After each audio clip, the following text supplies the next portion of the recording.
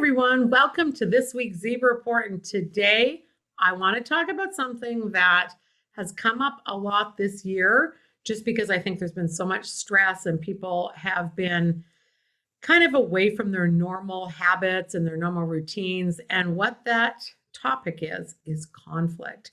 Whether that conflict is conflict at home, whether that is conflict with a business associate, with a client, with a family member. The reality is that conflict is something that makes most people very, very uncomfortable. We don't want conflict. We want our life to be smooth and we want people to be happy with us. And in fact, for most real estate agents, that's exactly why they got in the business. They got in the business to take care of clients and to solve problems, not to create problems. But in a business like real estate, when you have two totally different parties, one wanting to buy a house and one wanting to sell a house, oftentimes there is conflict.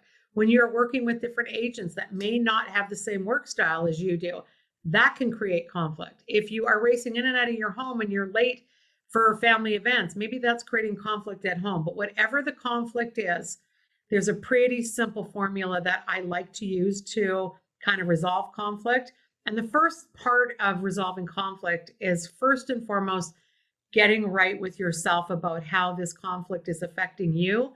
And then mostly, what part of the conflict are you responsible for? So if you're coming home late every night and you wonder why your family members are getting upset with you, the first thing you have to reconcile is, why is that happening? What is causing the conflict? And sometimes conflict is caused because it is a reoccurring thing, like somebody's chronic lateness.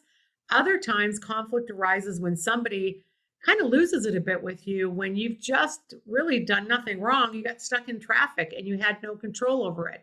So it's either conflict that you do have control over or conflict that you don't.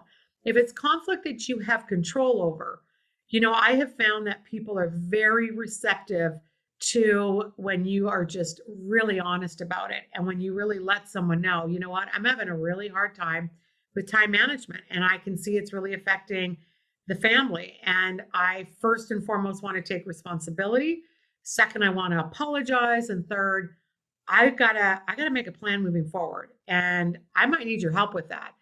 And I might need to check in with you. And I think it's really important that you name and claim what the conflict is. And then you identify whether it is conflict that you can control, conflict that you can control. You can control your temper. You can control your mouth. You can control what comes out of your mouth. You can control what you say. You can control your time. You may have to plan different. You may have to switch things around. But a lot of time, conflict begins when somebody is expecting something from you and you break that promise, or that expectation is not what that person had literally expected from you. So expectations are a big one. The thing about conflict is that you will never resolve conflict using emotion. It doesn't work.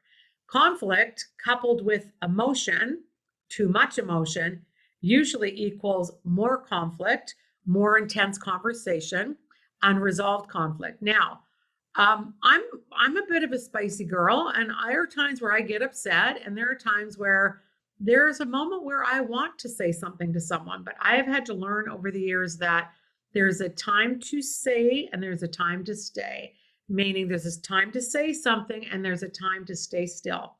And a lot of times now when I'm dealing with conflict, I actually will not respond to the conflict that moment because I find that I'm more heated in that moment. And that's why it's so important. One of my golden rules of conflict is, if you cannot accept responsibility and apologize and plan and give a corrective plan moving forward, you probably aren't going to get the results you want.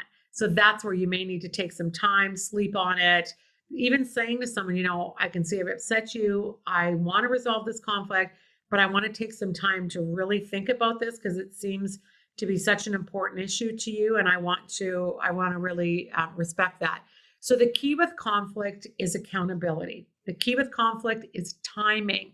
And the most important key with conflict is taking full responsibility. But I find a lot of agents, they find that their business is being held back because they're afraid of it. They don't want to hire an assistant because they don't want to have conflict with that person.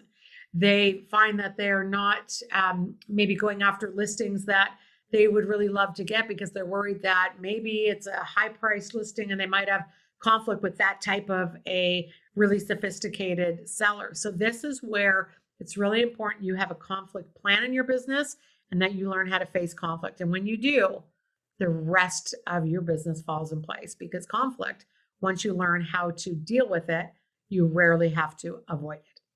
Thanks, guys.